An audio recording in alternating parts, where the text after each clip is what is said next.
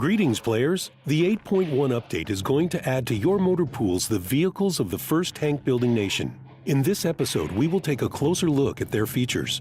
So let's see what the steel beasts from Old Blighty are like.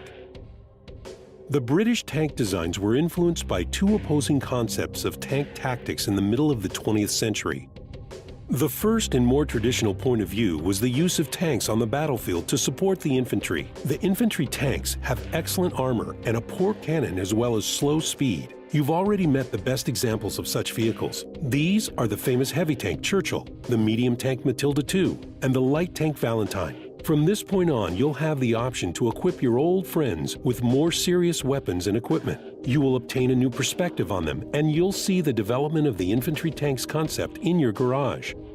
The other significant concept of tank usage emphasized mobility, in which tanks would do fast raids in the enemy rear areas. Cruiser tanks have thinner armor, whilst their speed is higher. Players have already met tanks of this branch. These are the air-mobile tank Viertracht, the cruiser tank Crusader, and the heavy Cromwell, and of course, the tank known by everyone who has an interest in tank history, Comet. This was the best British tank to see service in World War II, and this heavy cruiser laid the way for the capital or universal tank.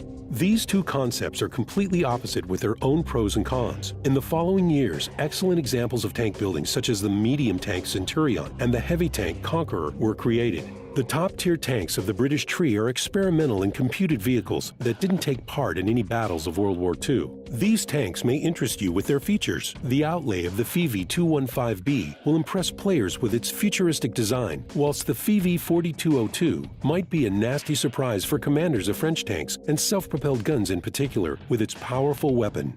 In the following episodes, we are going to take a closer look at the history of tank building in the United Kingdom. We will tell you about lots of tactical uses for each tank of this tree on the battlefield. In addition, we will tell you about changes that you will see in the next update. See you next time!